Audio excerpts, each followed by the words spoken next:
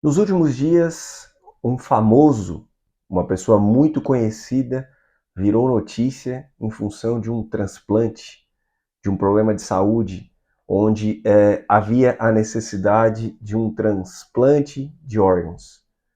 Muito se comentou nos últimos dias a respeito de ser famoso, furar fila, enfim. Você sabe como funciona no nosso país hoje transplante de órgãos? Você já ouviu falar de algo nesse sentido? Se não ouviu ainda, vem comigo que eu vou te explicar melhor essa história.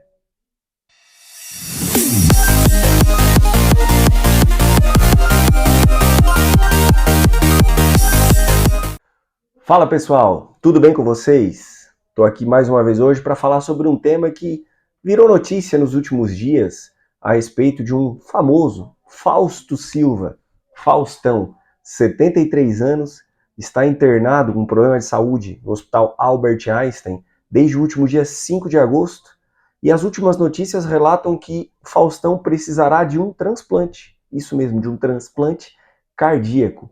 Precisará de um novo coração batendo no peito desse que foi ícone ou referência como apresentador da Rede Globo nos últimos anos e que recentemente estava na Rede Bandeirantes. Faustão apresentou um quadro de insuficiência cardíaca, que ele já vem tratando faz algum tempo e hoje ele está passando por uma diálise. O que é diálise? Um processo de filtração do sangue. Além da diálise, também utilizando medicamentos que ajudam nesse processo de bombeamento do coração, fazendo com que o coração dele não funcione.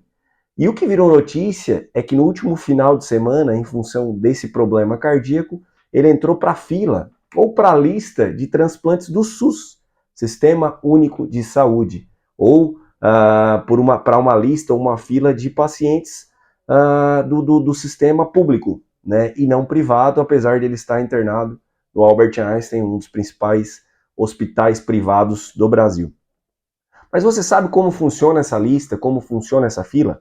Então, primeiro eu queria dizer que o Brasil, segundo o Ministério da Saúde, possui o maior programa público de transplantes de órgãos, tecidos e células do mundo. Isso mesmo. Segundo o Ministério da Saúde, nós somos o maior programa público de transplantes do mundo.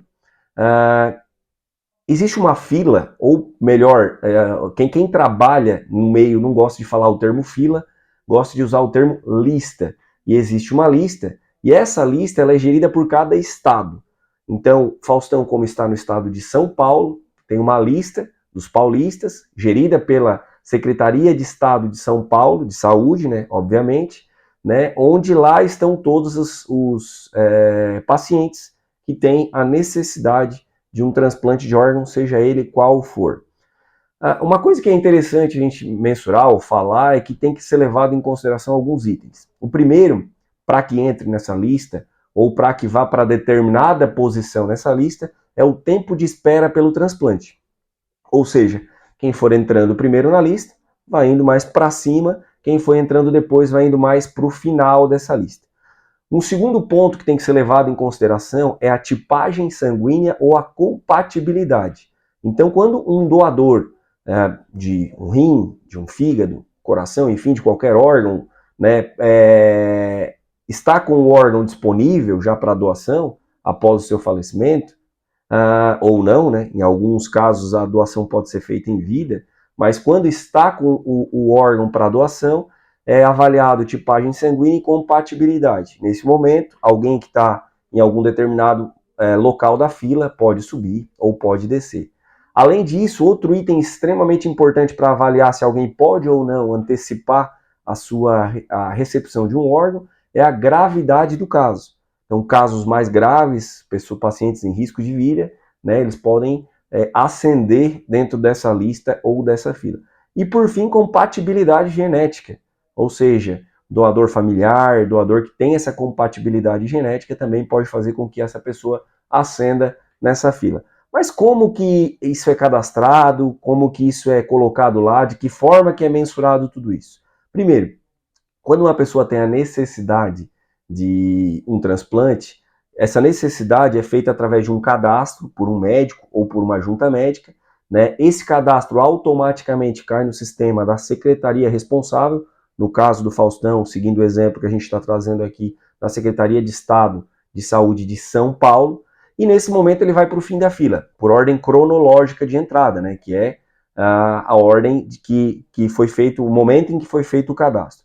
Após isso, começa a se passar por essas avaliações que eu citei anteriormente, e esse paciente pode ser adiantado nessa lista ou não. Pode aguardar semanas, meses ou até anos, como alguns pacientes acabam aguardando. Outro ponto importante também que pode mudar essa questão do posicionamento na lista ou na fila é a localidade do doador em comparação à localidade do receptor.